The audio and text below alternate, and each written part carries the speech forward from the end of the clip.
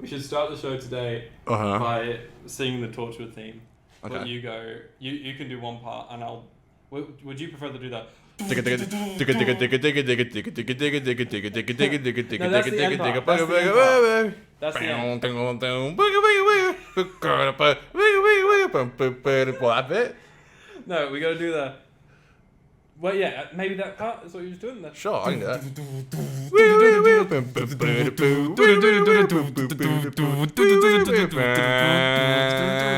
Torchwood. They need that at the end. Welcome to the Torchwood special of the 50% Doctor Who podcast. Torchwood Institute, baby, let's go! That's right, the controversial episode that no one, asked for. You're already getting into it. Damn! Yeah, hot damn. Woo! Yeah, we're going to be talking about all of Torchwood Series 1 today, which is exciting. Over 2 parts, a 2-part extravaganza. Mm-hmm. Probably 2 shorter episodes than what you usually get, but it's in the same week, and you get a 2-day break between the parts. That's right, yeah. So you listen to this one on Monday, you get part 2 on Thursday. How's that sound? Just got something to look forward to all week, seeing us twice. Yeah. So controversial, we'll get out of the way straight away. We're not going to dive too much into the John Barrowman stuff at all, because we've given our opinions. We'd be here for years. We've given our opinions many times on this before. Yeah. He's just John Barrowman is a shit guy. Is the end of the story there. Mm-hmm. And look, as we'll come to discuss, there is much more to Torchwood than John Barrowman. Yeah, I agree. Yeah, it would be here all day if we brought up all that. And we seriously would. There's the art and the arts kind of thing, I guess you could say, even though I kind of hate that argument. But yeah, I don't want to feel bad for saying in this review that I really love his character. Sure. Because we're not associating that you suck with the person. You suck. You hate his character now. Oh boy. This will be good. We'll talk about it. This will be good.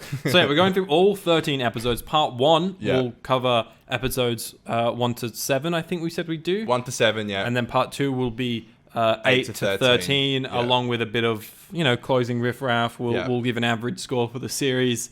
And people's thoughts, I assume, we're going to be doing the second part. Yes. Yeah. So we're basically just going to cut the entire show in half. Yeah. Just so that you guys don't have a 2-hour and a half or longer show.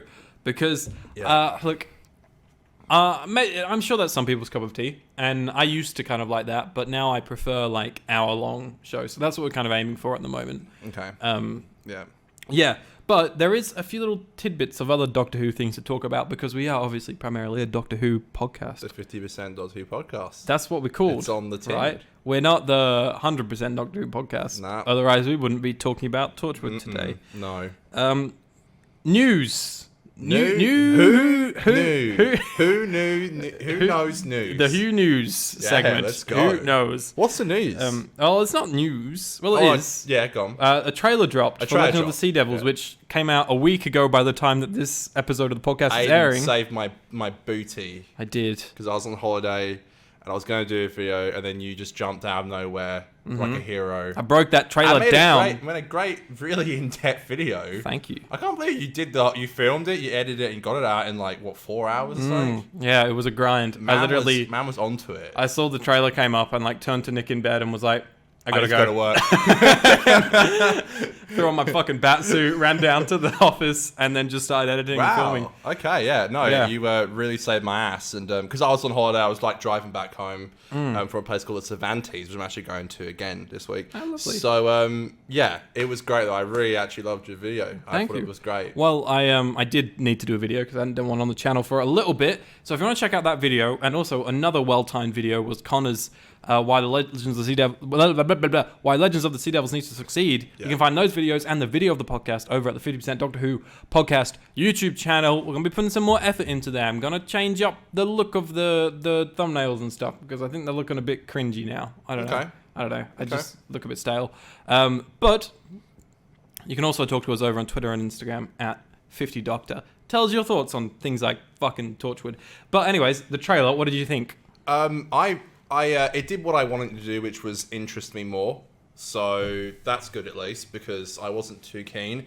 It looks a lot more emotional than I thought it would be. And I know we didn't really have much to go off in the 10-second trailer we got at the end of Eve of the Daleks. But yeah, I'm impressed. We're less than 2 weeks away now So We are. I'm really excited to actually just watch the episode. By the time this comes out, we will literally be a week away, because this will come out on Monday. And here's the other thing, right? We keep saying, guys, we're going to get to Series 8 of Doctor Who soon, because we've had all these like riff-raff. We've done the classic Who, we've done the movie, did Adventure in Space and Time. Now we're doing the Torchwood 2-parter. And then we were sort of like, all right, after Torchwood, we're finally kicking on with Series 8. And then all of a sudden... A new episode. A new episode. How dare we get a new episode of Doctor Who? So we're going to review that. That'll come out next Monday. And then you will get Deep Breath the following Monday, and then Smooth Sailing with Series 8 from there. Hopefully smooth sailing. Who knows? Speaking of smooth sailing, boats. So did you like the look of the boats? I think it looks fantastic. Yeah, I'm really actually excited now. I think this could be a really good episode. I got my fingers crossed. So some cool stuff in there. Yeah, I got my fingers crossed. Yeah, I really do hope it's gonna be good. Good stuff. And look, I've spoken in depth about the trailer on that video, so you should go check that out. A little bit of news though about the episode. Yeah. It's recently come out that, controversially, Doctor Who specials have always been 60 minutes. Oh no, what's this? It's 47. What? Yeah. It's shorter? It's shorter, which I don't hate. Utilize the time. Well, maybe they didn't have the time, because it's such like they must have been on such a fuck around in terms of how many episodes they were making constantly by the sounds of it. Yeah, yeah, okay. So, and look, like, if it doesn't need to be an hour long, then it doesn't need to be an hour long. Yeah, who cares? If it's going to be, if it works, it works. Yeah, exactly. Okay, if it works. Exactly. Fair enough. And I heard the Centenary is a bit longer than an hour anyway, isn't it? They're saying feature length. Yeah, well, there you go. Makes so you I think guess like they 75 to 90. They make up for all the lost time in Sea Devils. Yeah. There is, also, this isn't confirmed, it's a leak on a website, but when this kind of thing usually comes up, it usually is true on like Blu-ray listing websites and stuff. There is a leak out there saying, because the Eve of the Daleks Blu-ray hasn't been announced or anything, but by the looks of it, in I think it was like June or July, we're going to get a double pack of Eve of the Daleks, Legends of the Sea Devils. Okay. So, what do you think of that? Well, where's the Centenary special going to go? I assume it will be its own thing, like the Day of the Doctor was like its own big hey, thing. Go ahead. For all you Blu-ray heads out there. Yeah, Connor doesn't give a fuck because he doesn't get them anymore. Nah, I don't. I don't get them anymore. But I can appreciate the light in your eyes every time you look at something like that. Your eyes shining. Well, I probably won't. Well, look, I like it. I think the double pack thing is cool because it just reminds me of like old TV shows and stuff. You used to always get double packs of things, right? Like I used to get Pokemon episodes that would just be 2 episodes on one DVD. They did it End of Time Part 2 and Wars of Mars. Yeah, you used to always get these little really double packs of shows, and even like when you would get Doctor Who and you get the box sets that would have like 3 episodes on and stuff. Yeah, I used to collect them all the way up to the end of David Tennant's era. End of the Time Part 2. I've got every single volume. Very cool. So it kind of takes me back to that, which I kind of like. I'll probably hold out for the possibility of like a complete specials set that has. That's why I thought they were going to make like a specials. Again. Yeah, and I hope maybe it can include Revolution because that's not been on a box set yet. It's only been singularly released. Right. You know how usually it's released in the following season set. Yeah. But we'll see. One last little bit of news to talk about before we get into the big dog Torchwood. Big dog. Moffat. Hey. Did you see what he said in a Radio Times interview recently? No. He said, "Fuck Doctor Who. I'm never doing it again." No. Oh, no. That was paraphrasing. He said, I can confirm that I will never return to showrunning Doctor Who. Keyword being showrunning. Yeah, there you go. But he was very firm. It was like basically a minute of him going, nope, I could never imagine attempting that again. I never could imagine. Yeah. Don't even put it near me. Look, I don't want to tarnish old memories, but I don't want to do it again. It was a stressful I don't want to do it again. I don't want to do it again. He just was very passionate about not running Doctor Who Andrew again. Garfield. He's not in Spider-Man. No Way Home. Russell hasn't asked me back. He hasn't. I've heard nothing. It's a Photoshop of him walking to Bad Babel Studios to see Ram. That's so funny. Yeah. Oh, that is actually another thing that we can talk about. Sorry, I'm just full Ram being the Doctor. Yeah. Who knows? No, that's for a different show, I think. Because yes, Bad Wolf doesn't just make Doctor Who. Yeah. Many people do forget that. Oh god. So we all thought that Who was going to start filming in April. Well, you thought that. I always said it's bullshit. Excuse me, the fucking whole internet thought I it. never thought that. The whole That's absolute the internet has you said could it. fucking go back. I will. I'll hear you say. always thought I that agree, was Aiden. absolute bollocks. You're bollocks. Your face is fucking Thank bollocks. you. Just bollocks. Yeah. Thank you. My face is balls. Yeah. So apparently, so some head of like Sony and Bad Wolf, because obviously Sony owns Bad Wolf now, or like has a stake in it or share in it or something. She said that Doctor Who will be filming later in the year. Yes, she did. I did hear this. It's definitely being shot this year. Yeah, but later the year. So that's a bummer. All this like we got to get an announcement soon was all for nothing. Really, really, really quickly, I will say this, and this is an idea that I had. Again, this might just be bullshit, but I had this theory today in my head. I had to theorize about it quickly, just maybe like a yes or no answer from you if you think this could happen. But I thought maybe the reason why I haven't announced it yet is that we might possibly, by absolute chance, a miracle, we might get a little tease in the actual episode.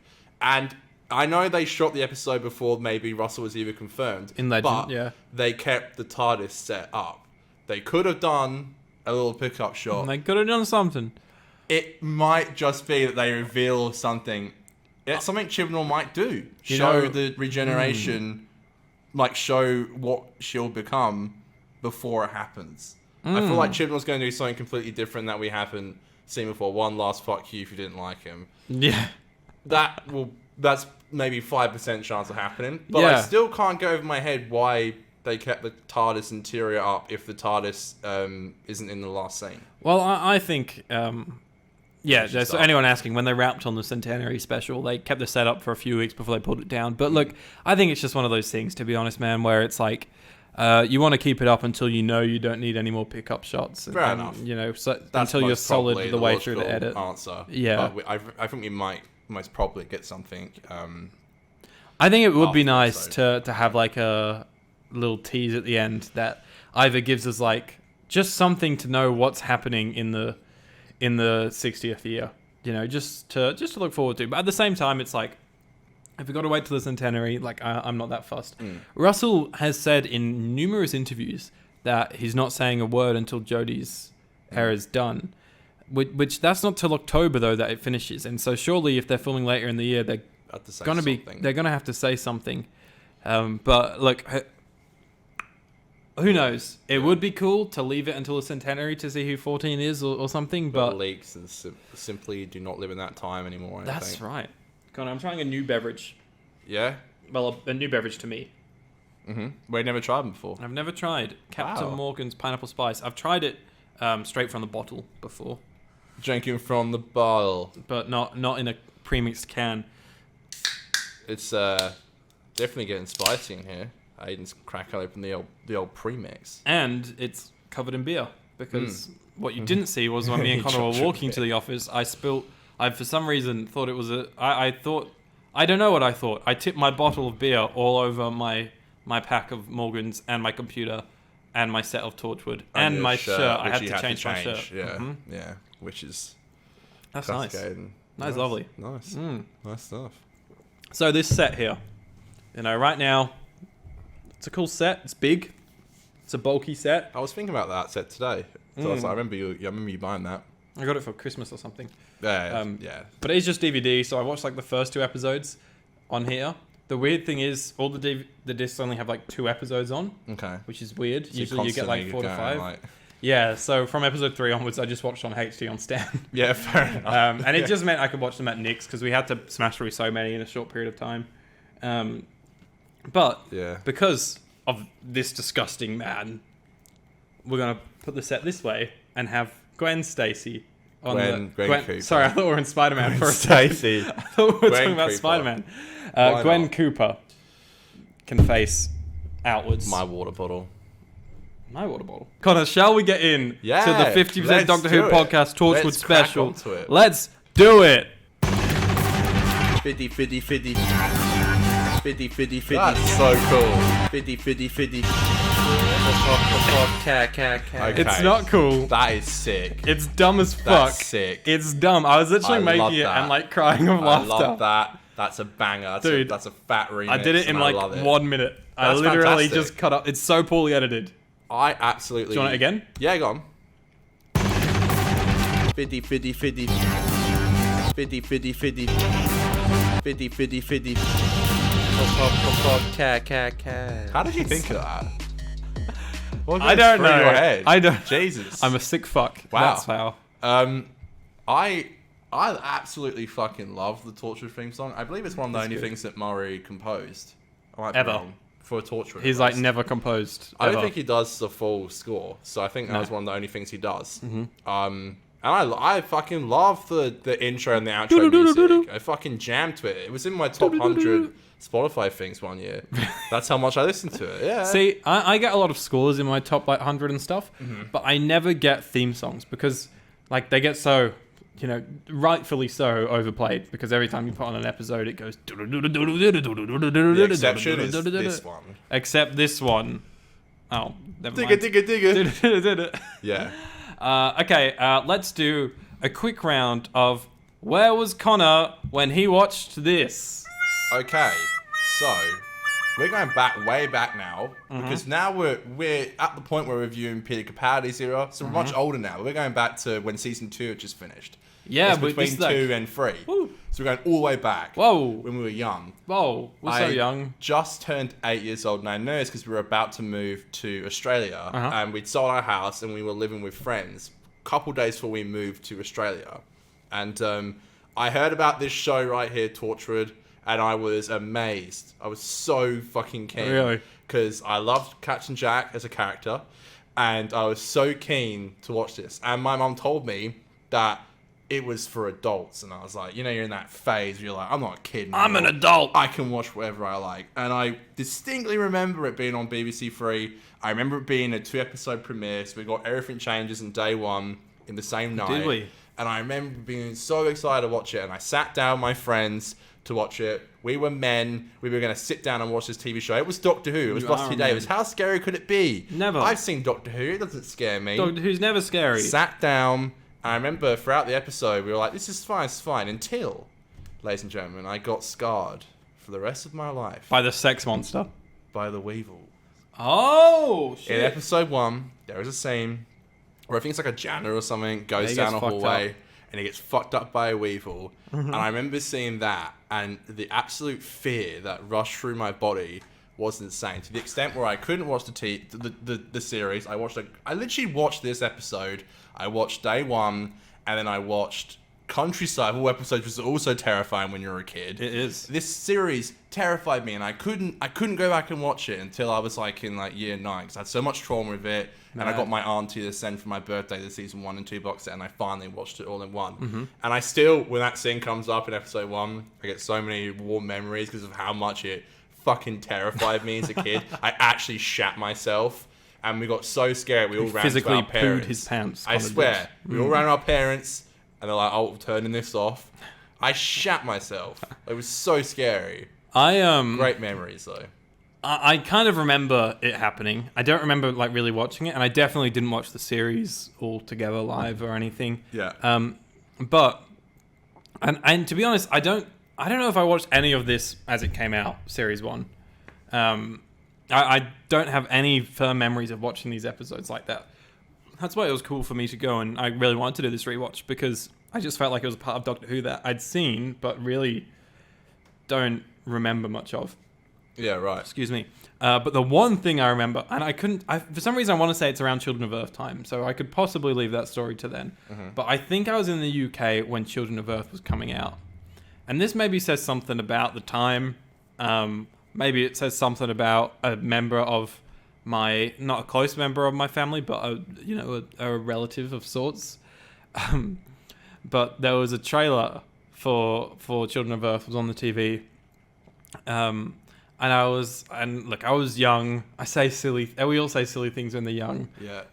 And I think I turned. There was like some young kids around and stuff, and I was like, "Oh, did you know that John Barrowman's gay?" That was just my topic of conversation for the evening, I guess, as like a 8-year-old boy. Did you say we were like 8? Yeah. And then a relative of mine is like, "Shh, Aiden, you can't say that around the kids." And I was like, "Oh, can't I?" and look, that's all my memory of Torchwood. Okay, wow. But it's like a weird a weird thing. Wow. But what is interesting is that member of the family that had a young child at the time, the young child is gay now. It's gay. So it's like... You inspired. I don't know if I could go that far, but that's just an interesting fact. Wow, okay. Yeah, it's a weird very one. horny show. Also, horny. I got to say that parent has never said anything bad about a child being gay. So Yeah, fair enough. I think it was just like maybe she was a little bit behind of the times at the time. Yeah, fair enough. Most Some people are, so yeah, that's okay. Fair enough. Yeah, It's a horny show.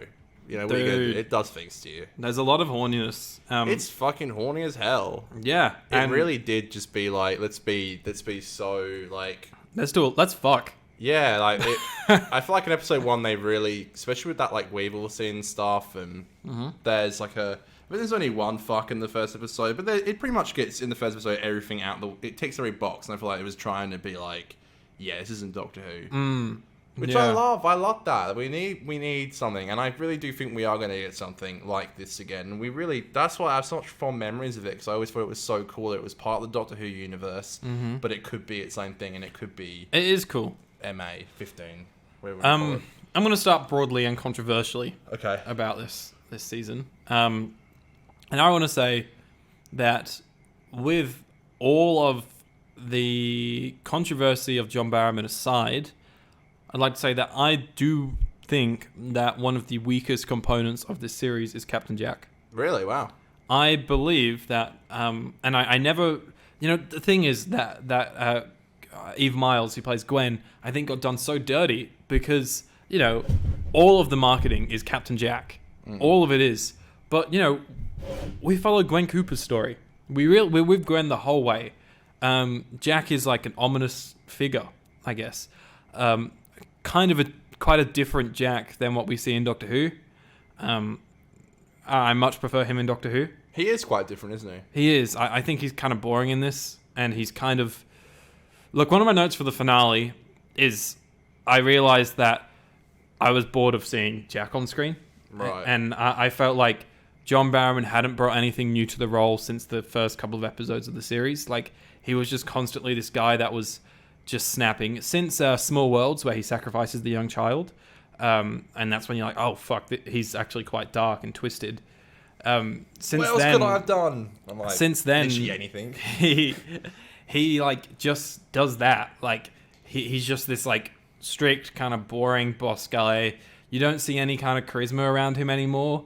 He just becomes really flat and plain and not layered. I don't think. I think John Barrowman's a good performer in Who, but to be honest, at least in this first series, he wasn't there for me. I think he wasn't firing on all cylinders, and when he did, he was slightly overacting. Fair enough, yeah. But the other thing I want to say is that I feel like this should have been a character that was similar to Captain Jack, but wasn't Captain Jack, purely because the finale... Oh, fuck. I should save this thought for the finale, but I think the finale doesn't solve its problems, because thematically, Torchwood is about a dysfunctional team structure, right? And that's what becomes so apparent through the series. That's kind of... they've got a strong theme of death, which I really do like. And then there's different episodes scattered throughout the series where you're kind of like, this team structure is fucked. Like the fact that like that Jack makes them do certain things that they don't want to do. They're always scrapping with each other. And then the second last episode, they're talking about, who's in charge now because Jack's gone. And then the last episode, they're all turning on Jack. It's all about this team structure thing. And it all comes down to Jack kind of being a bad guy, right?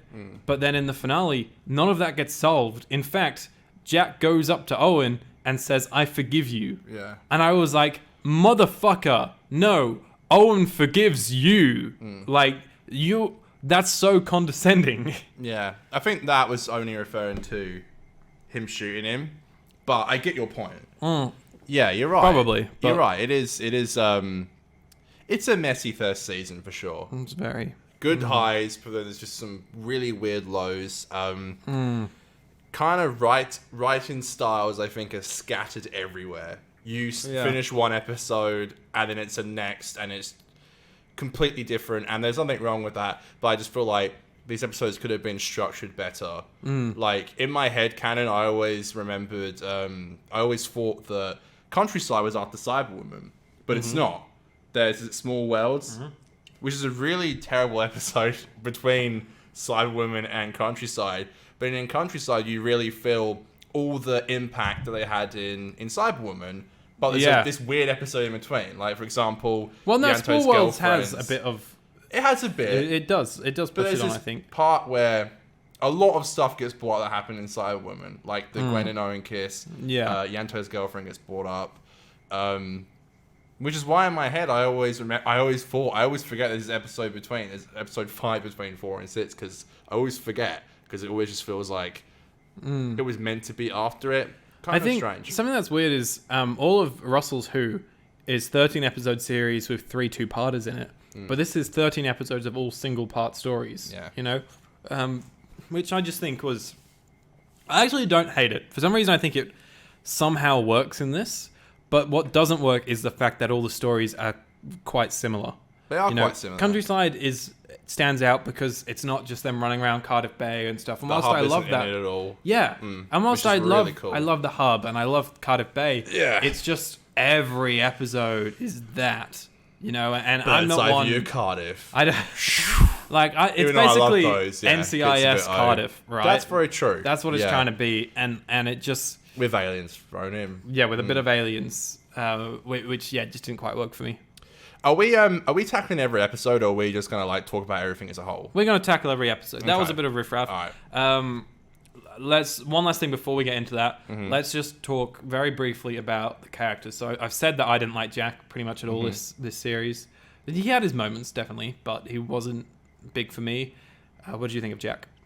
Fine, honestly. I've always loved the whole team, and I always loved seeing him from Doctor Who in it. But you're right, he didn't really have much of an impact on me. I do feel like many characters, including Jack himself, sometimes do just fall in the background of episodes. I totally agree. So weird how sometimes characters really do just fall in the background. But I felt like Gwen always stole the show. It was always there, but you know, I think Yanto, for example, who's a really great character, who fans fucking love. He literally has a fucking shrine in Cardiff, which is insane. It's crazy. He's such a huge part of Children of Earth, and I know he gets a lot more doing season 2. He's such a secondary character in season 1 that you can barely believe that he's even this big of a part of the show. He gets Cyberwoman, and that's pretty much it. And it's kind of made for people to hate him. Yeah. You're like, why would you do that to the Torchwood team? Why would you hide a Cyberwoman? Yeah. But so Yanto's character, I know what happens with him, so I really love his character. But there was nothing to really go off on in this season. My favorite character is always Owen Harper. Owen Harper's my favorite character. Always. As a kid, I thought Owen Harper was the coolest character ever. Wow. He was the coolest thing ever. Because he gets so much puss. That's why. Well, he does the puss. He does the drink. He does the weed. He has the weed? Well, I don't know. Probably.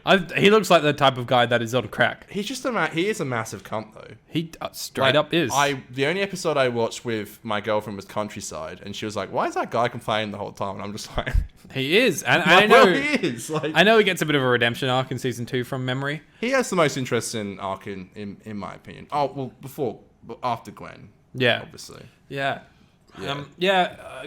Owen, I did quite enjoy. He has lines. It's more the episodes that aren't Owen focused. He comes off as a dick, because he just gets the shit lines that cause drama, or they're meant to be funny, but they're kind of just rude and mean. He gets the smart Alec line. Yeah. Yeah. But episodes that are him focused go deep and try and explain why he's like that, and I enjoyed those episodes, and we'll get to.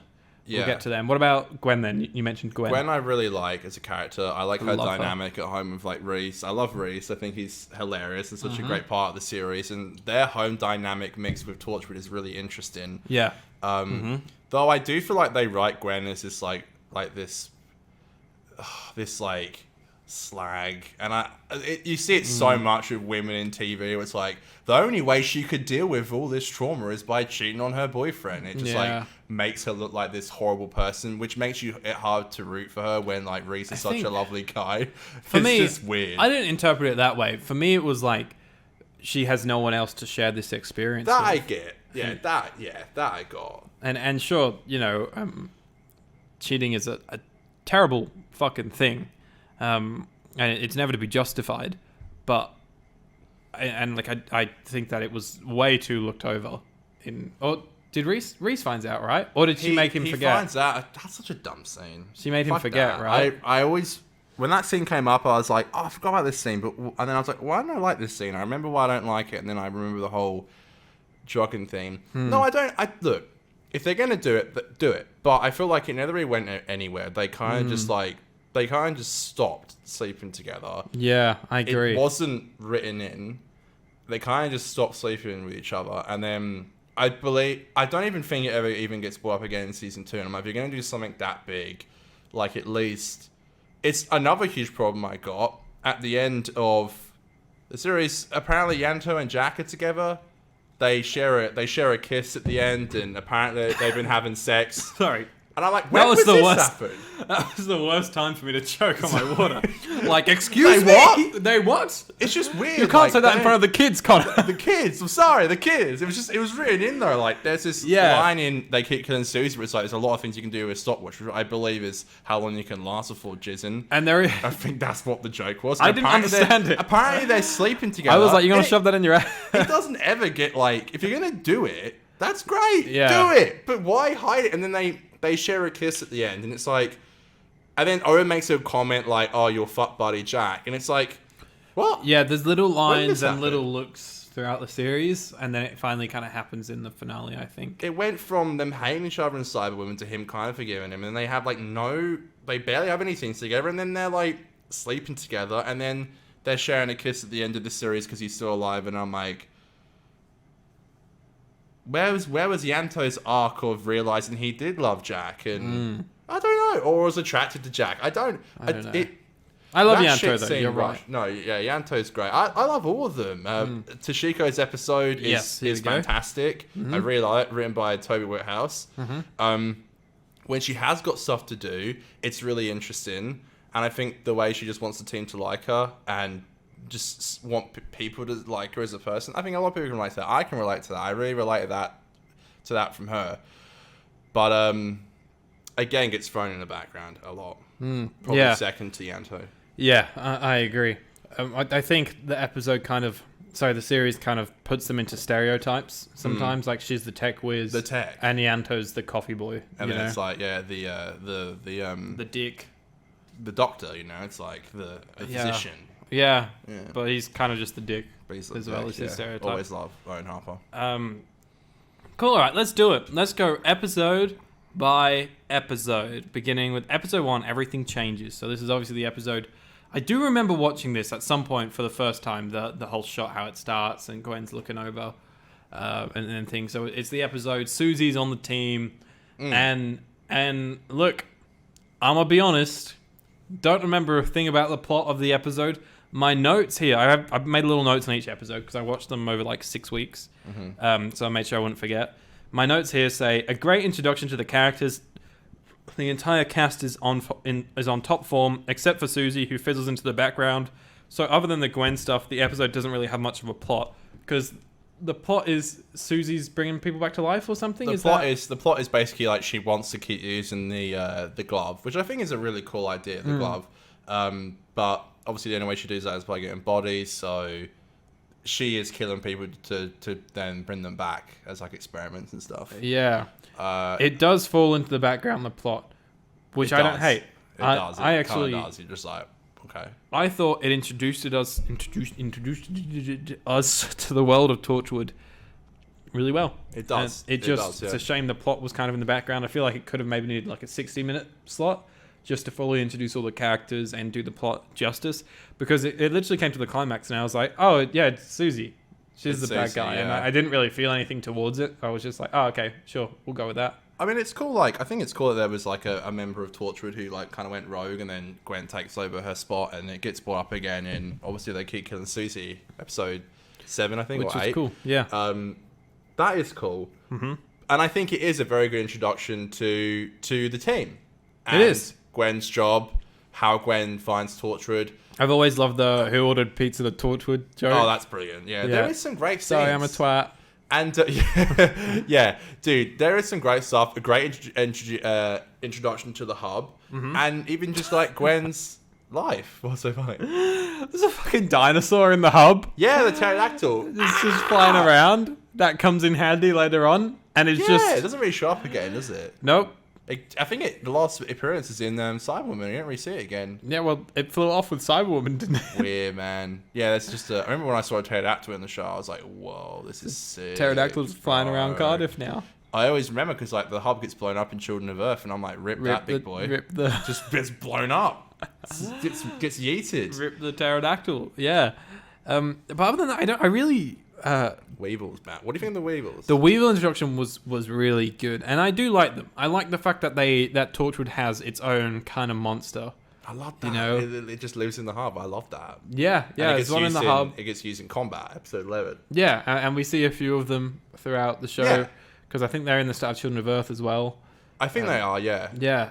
So it's cool that it's like Torchwood's thing is the Weevils. Yeah, the Weevils. Doctor Who has Daleks, Cybermen, and stuff. Yeah, the design is beautiful as well. Very scary looking. Do you agree with my point where you feel like that scene in the hallway where the Weevil attacks that guy? Do you think that was a good? It was good. It was like this is different. Welcome to Torchwood. Yeah. Yeah. Basically, you know. I agree. I think that was a good like way of showing it. Mm-hmm. I think it's a good introduction episode. Yeah. I do. I think it's good. Like, even though the plot was in the background, I think, you know, the characters were there and just the main story was Gwen being introduced to things. And then there was just like kind of a plot, you know, the villain of the week thing kind of happening in the background, which got lost a bit, but I didn't really care in that one. Because in this episode, Susie comes off kind of blind. Yeah. You know, I wasn't really that fussed about Susie. Yeah, it does get thrown in the background, you're right. And she gets credited in the opening titles, though, doesn't she? For the first episode? Maybe. So I think it's like a twist that she dies. Okay. Yeah, it was a big twist for me when I first watched it. I was like, whoa. As a young lad. Torchwood's edgy, anyone can die. Yeah, now I know it. But you know, I don't think it was like the best thing ever. And it's like, I love how it's like, now we've got an open spot. Torch was like, couldn't Gwen just join it's a bit anyway? Convenient. Yeah. Like, what the fuck? Do you have to, Is it like, you can only have 5 members? It's like, what the fuck? Have you always thought the scene out front of the water feature at the end, it's obviously shot on a green screen, right? And it looks horrendous. Yeah, Jack is, when he comes up on the that thing, looks so bad. He doesn't move. It's just like it's a still. Yeah. It's just like, it's a still. Yeah, and it looks fucking awful.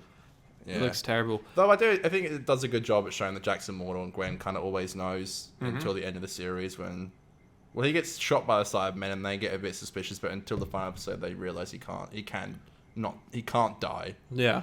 Yeah. Yeah. So out of 10. Yeah, I gave this episode because we've written down all our scores. We're so prepared. So we can't go. I gave it a 7 out of 10. Same for me. Because I feel like it's fine, and it's not great, but it's not terrible, and it's the only episode Russell was credited with writing in this season. Yeah, it was. I thought he did the finale, but no. As you know, this is the closest I've ever cut it in terms of watching an episode. Yes. I literally finished the episode like an hour before me and Connor met up to do the podcast. Yeah, I watched the whole season in like 2 weeks or something ridiculous. So. Yeah, I didn't think we were going to be doing this. Actually. No, well, I enjoyed watching it a lot more than I thought I would. Yeah, so cool. Because we said like about a month and a half ago that we were going to do this just before we start Series 8. And then you reminded me like... I reminded you multiple times and you kept being like, I'll do it. Yeah. And then you got to like 2 weeks before and I was like, bruh, are we going to do this or not? I just watched episode 1, 2, and 3 so much. Yeah. Episode 1, 2, 3, and 4, I've watched so much. And I was like, do I really fucking don't want to rewatch these? Because I think those are some of my least watched episodes. I've seen episode 1 quite a few times. Yeah, okay. But 2, 3, and 4, I hadn't seen much of. Okay. Okay, so episode 2. Speaking of 2, day 1. Segue. Day 1. I'm sorry, I should say episode 1, Everything Changes, was directed by Brian Kelly. We should have just brought a bit of attention to the director there. But look, he directed the first block of episodes in Torchwood. As to what episodes they were, we will find out. Sexy. Which day one is also in block 1 of Torchwood. So this is also directed by Brian Kelly. This one written by the current showrunner of Doctor Who, Chris Chibnall. I cannot believe that he wrote this episode. I know. This is the episode where there is a monster that likes to suck and fuck. It a does. monster that is going to come at you. We're going to fuck. There's going to be a little bit of semen. Look, we don't have to sugarcoat 18 plus conversations in this. We're talking about fucking Torchwood. Every time I tell people about that plot, it's how I talk about Torchwood. Man, it's insane. Literally. It's so crazy. I was like telling one of my mates about it because he watched Doctor Who, but he's never watched Torchwood. And he was like, "Oh yeah, what's it like?" And I was like, "Oh, the second episode, it's got a monster that fucks people to death." Yeah. And he was like, "I'm never watching that show." And I was like, "It's crazy. It's fucking really wild." Is. I love that it's like you said, this was a one night premiere of the first two episodes. It was like, here's what Torchwood is, and also here's what it can be. And there's a lot of sex. Episode 2 pushed Torchwood as far as it can go. In terms You're right. Of the 15 we had thing. that conversation about how it was trying to be different to Doctor Who, and this is one of those episodes that goes too far for me. I don't care for an alien that fucks people to death. It just is so. It's weird. It is just weird. The postman's knocking on the door. She's trying to fuck him. Weird, man. It's like, you got to have a real fucked up mind to think of this shit. I'm not saying, because it probably wasn't Chibnall that thought of this. It's probably RTD, right? Because someone's got it. He's the producer. He's the showrunner, right? I think so. Yeah. So, Chibnall's a co-producer, but executive producers with Russell T Davies and Julie Gardner. So. It is a bit murky who the showrunner is in there, but I think Russell would probably be leading the way. Yeah, it does feel very much like it's just a shit episode weird. As well. It's badly written. The plot sucks. There's this hilarious scene where they find out this is happening because nightclub owner has hidden a camera in the ladies' toilet or the men's toilet, and he's fucking jerking off to the footage, and then she just blows up. She blows him up. The biggest orgasm of all time. He's literally jerking off, and he's like. I'm like, this is insane. This is a TV show. This actually happened. He just came. Dude, I remember literally a year later after moving to Australia, we went back to the UK. My mum got me, we were talking about part box sets. They released the Torchwood Season 1 in 3 parts if you want to buy the box set. Yeah. Oh, wow. And I got episodes 1 to 5. It's why I watched them so much. I got episode 1 to 5 in the part 1 of the box set. And one night, the same guys I watched episode 1 with, a year later, I was like, "Oh, we should watch it again. Watch episode 1 again." And then their gran was looking after us, so she came in and she was like, "What are you watching?" I'm like, Torchwood. It's like it's like murder mysteries of age. So okay, I'll watch an episode.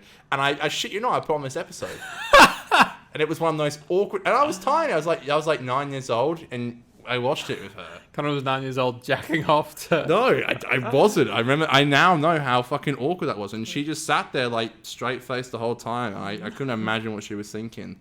Why children are watching God this, help for this one. future generation. It's a shit episode. It sucks. It does. I have here cringe, and I also have a quote from the episode. Came and went. He just came and went. He quite literally came and went. It was a good line execution, I thought. Actually. It was Yanto that said it, wasn't it? I think Jack says it. He literally came and went, and then no one's like, "That's how I'd like to go." No, Jack doesn't say it, does he? Yeah. Does he? Mm-hmm. I have Yanto in my head. Yanto doesn't really show up to all the scenes. He just drives them. That's another thing. He was there. He's in this scene. But he doesn't show up to a lot of them. I'm fucking fact checking this right now. We're a professional podcast. He just came and went. Yeah, it's definitely Jack. It's Jack, you reckon? Jizzy Jack? Jizzy Jack. So what did you think of the great CGI? It was terrible. This episode fucking sucks. And you know what? I don't know what they were thinking. They were definitely trying to be too edgy, and it didn't work. I don't think Chris is the kind of guy who should be writing this episode. Although I do actually kind of like a bit of his writing in this series and in other seasons. I just didn't think it worked. I just think it was fucking stupid. Mm-hmm. It was dumb. And the end of the episode, she literally runs through a fucking sperm bank. This is ridiculous. It's dumb. Look. Alright, it's fucking dumb. All I gotta say is I need to type in... At first, I should type in more into YouTube than just came and went. He just came and went. That's all I wrote into it. YouTube's giving me a bit of a fucking brick wall here. I understand and wish to proceed. Apparently, it's inappropriate. It's too inappropriate for me. It's because it's a fucking sex monster. It is a sex monster, to be fair. It's just ridiculous. Was there any character focus in this episode? Was it focused around any? I remember. Not really. It's just kind Gwen of like had a few scenes with the girl. It's Gwen's like first day, which I think is fun. Mm-hmm. She tries to die. She tries to like kiss the woman and like blow up, but because she's not a man, she can't do it. I feel even weird talking about it. It's just such a fucking weird episode, and it feels unnecessary. It's just fucking dumb.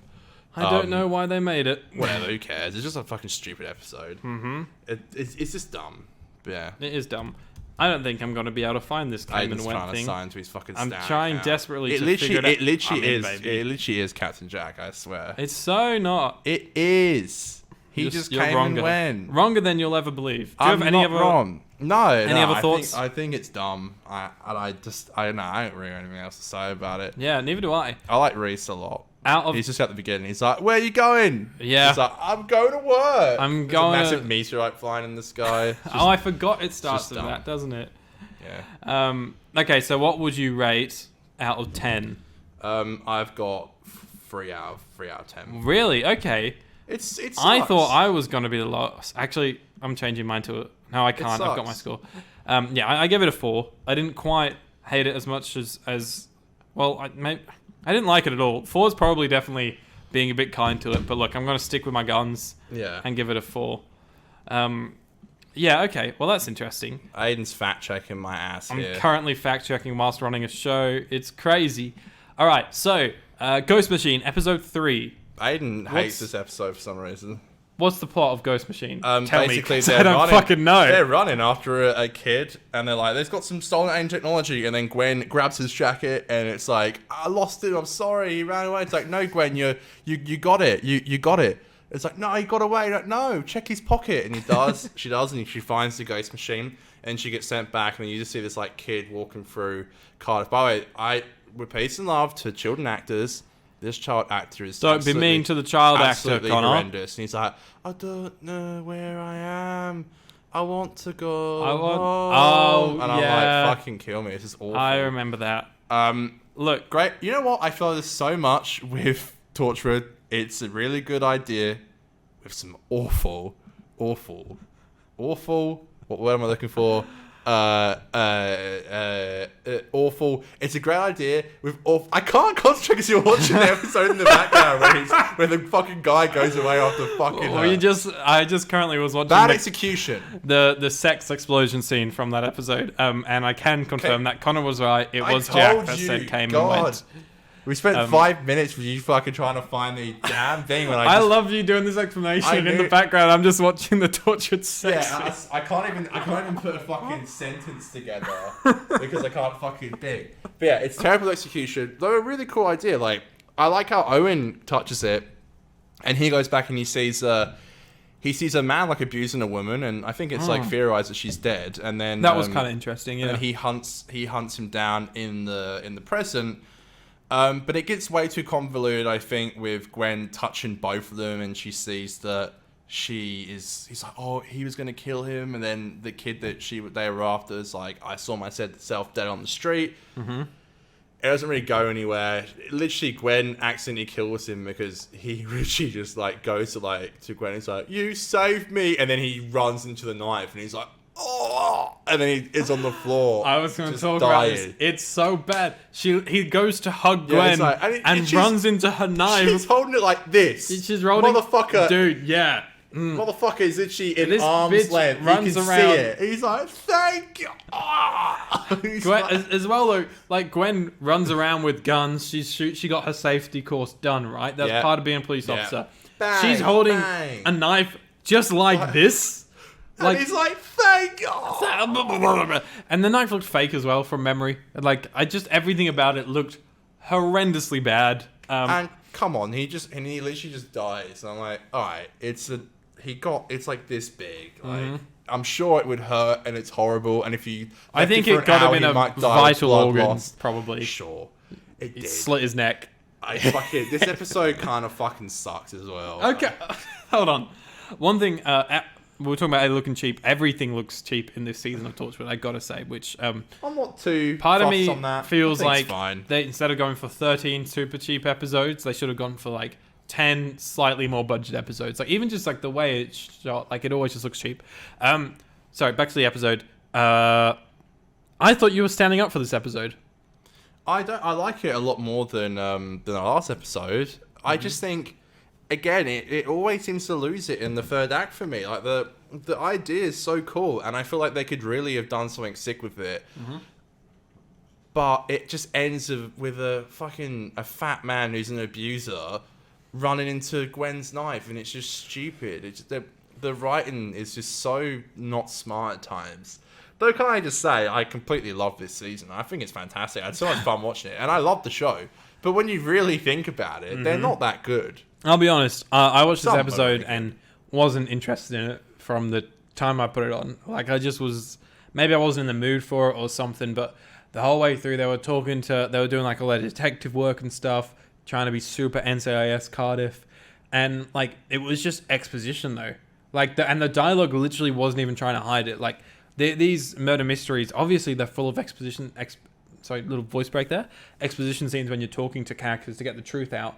But in this one, it was just like they talk to a character and it'd be like, yes, I was 6 years old and I was by the train. It was a rainy day.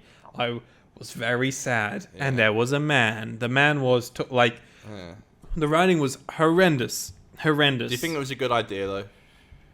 What was the idea? What was the machine? It's like you can see they went back and saw the murder and they could find. Oh yeah, that's interesting. Yeah, but it just wasn't used well. I think it's still on day one. Yeah. If you're trying to find the. No, this is Ghost Machine. Yeah. So shiny like a ghost machine. So this was directed by Colin Teague and written by Helen Rayner. Helen Rayner wrote a bit of Who, didn't she? She wrote she the wrote Sontaran. Sontaran and she wrote the Dalek two-parter in season 3. Yes, that's right. Well, one of those episodes fucking sucks. Colin Teague wrote. The director. He rings a bell, hey. Well, I remember him because he directed The Last of the Time Lord Sound of Drums, but then he like broke his leg or something, and Graham Harper had to direct some scenes. That's what it was. He fell on the stairs or something. Yeah. He also directed the pilot episode of the Sarah Jane Adventures. Ooh, one day. Yeah. He was the first person to have directed on both of those spin-offs and Doctor Who. So that's interesting, yeah. That's pretty cool. Yeah. He didn't direct Class, though, did he? No. Or Canine and Company. God. Let's go. Get on my level. Ghost Machine, out of 10. I'll read my rating. Well, mine was 4. I gave it a 5. 5, okay. A 5, because I feel like it's fun, and it's not bad, and it's a cool idea. And it's fun, I think, up to like the third act, and then a fat man runs into a knife. That is one of the worst things in all of Doctor Who. Episode 4. Cyberwoman. Whoa. This is the episode where Ianto is keeping his girlfriend in a layer under Torchwood. Her name is, I can't remember. God knows how long she's been there for. It's kind of really fucked up if you really think about it. Oh, but his girlfriend is dressed in a Cyberman cosplay costume. It's fucking insane. This is directed by James Strong as well, and he's a decent director. James Strong, okay. And written by Chris Chibnall. Not a great start, Chrissy boy. No, it's not. Don't you hate this episode? This, I think, is the first time I've ever sat down and watched this from start to finish. Okay. Answer: hate's a strong word, but I didn't like this episode Okay. until the last 5 minutes. I thought Ianto was kind of good when he was crying, but it was like there was so much going on. Like it was way too. The score was like way too overpowering. I felt like Ianto was kind of overacting it. I thought Jack was just a dick. I just felt like it was trying too hard to be emotional, whereas realistically, maybe just letting the scenes just kind of play out would have been better. Like rather than having him being like lifted up and being like, no! Maybe him just like sat there cradling her in silence or something would have been, to me, a more effective emotional beat. I remember one of the big things they said when they were announced they were doing season 1 of Torchwood is that there was going to be a Cyberman episode. Yeah. So this really excited me, and it's not a Cyberman episode. Well, yeah, that's how they said it. But I was like, this would be so sick because we can actually see the really dark side of Cybermen, which we didn't really get. I was like, I was like convinced we were going to see like conversions would actually see it would happen, which you kind of get to see a little bit with that Chinese guy that gets invited in who looked horrendous, didn't it? But that's realistically what Yanto's girlfriend would look like. It's like perfectly like half done. Yeah. And apparently she gets just in the stopped sexy parts. Yeah, literally halfway through her conversion, she stops. Realistically, she would look like that guy who's like got one of the Cybermen eyes and half of the thing sticking out. There's blood everywhere. Realistically, she would look like that. It looks perfect. It looks like it was made to look like that. It does. It looks like a Cyberman cosplay. Well, it magically pull out 50% of the way through, and it's like, okay, now start the next half. Oh fuck, the machine stopped. The 50% Cyberman podcast. Yeah, right. It's trying to be way too. Yeah, it looks cheap dramatic. as fuck, and this is for me when sci-fi gets a bad rep. When it's like, you know, you're putting girls in skimpy costumes and things like that, like, and it's just cringe. It's just cringe. It is cringe. It was silly, the fucking having to see the pterodactyl like yeet her or whatever. Punching it. Dude, it's so bad. The CGI is horrendous. When she turns evil, she gets like a little bit of a deeper Cyberman voice. Yeah, it's not great. I like the idea of it mostly being set in the hub because I love the hub. That was cool. It felt like such a cool place. It felt like it wasn't. You know, it was obviously a budget save episode because it was all the main set, but it didn't feel like that was the purpose of the episode. Of course, with a lot that it basically like the power gets shut down. I think that's a really fun idea. All of it being like in red, I thought was cool because they were locked down. That was awesome. Yeah, I love that kind of shit. Get to see more places in the hub that we hadn't seen before. That's right, and never see again. Which is the case of much of this show. There's randomly just places. Yeah. Which you never really see again, or like, you're like, where the fuck is that? There's so many. There's a morgue, there's a gun range, there's that place where Yanto was keeping it's so weird that the his waterfall girlfriend comes all the way down into the hub. And I'm pretty sure that in Children of Earth, they just stop CGIing and it's just not there anymore or something. Probably. Yeah. You even see Jack jumping up from this hole under the ground. It's like almost like a submarine, kind of like a circle hole. And I'm like, where the fuck is that? Like, what is that? Though I do love the hub. You're right. I think everyone's overplaying it, and it doesn't always work for me. The score was way too much, and I didn't give a fuck. I didn't care. It's just like, you're going to be okay, sweetheart. No, I swear. Yeah, this shit. It's like, you can't even hear the people talking. You're going to be everything. The whole episode is, you're going to be okay. You're going to be okay. You're going to be okay. I swear. She's not okay. She dies.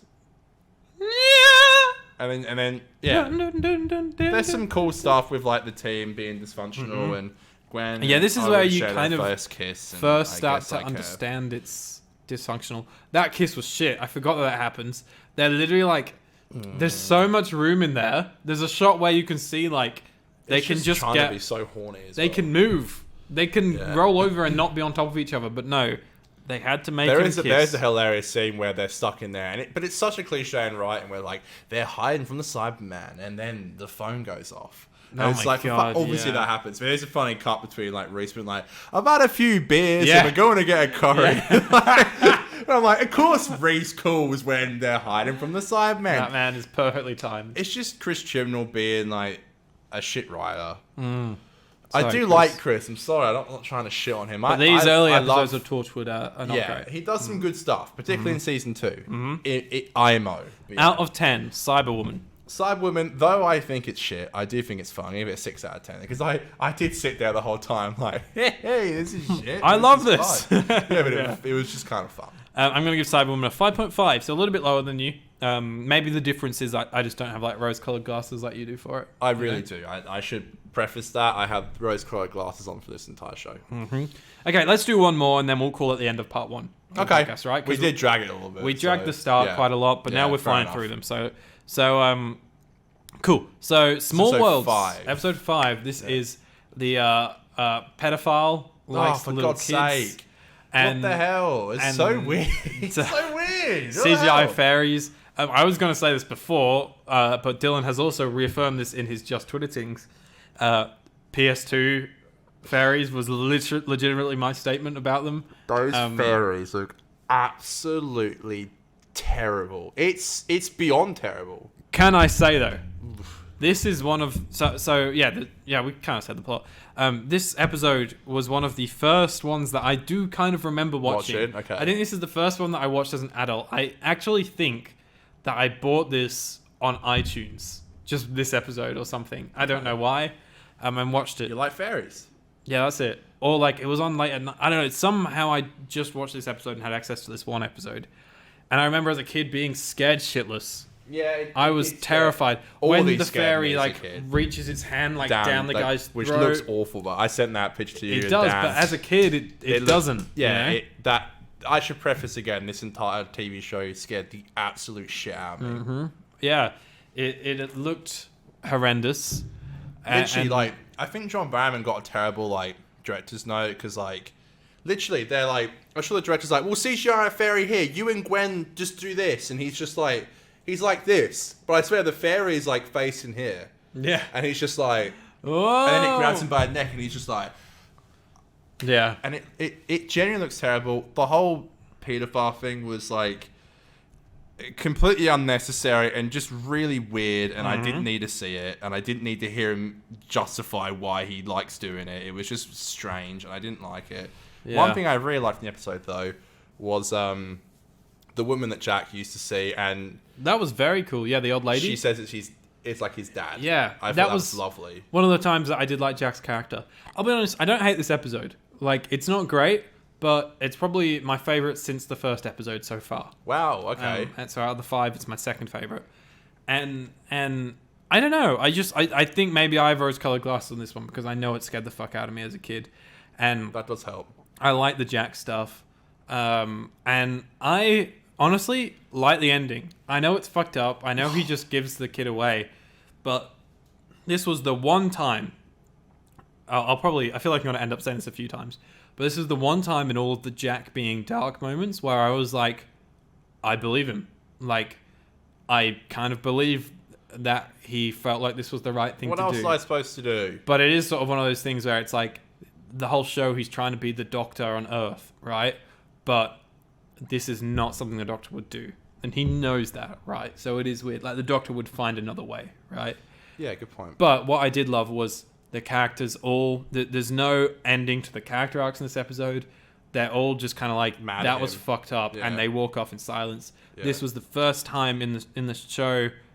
Cyberwoman's the first time you kind of see a bit of a dysfunctional dynamic through some of the characters. This episode, you kind of see that everyone's kind of like, this is fucked, and this team is going to fall apart if we don't sort out this team dynamic, right? Like, Jack can't just dictate things without any reasoning and things like that.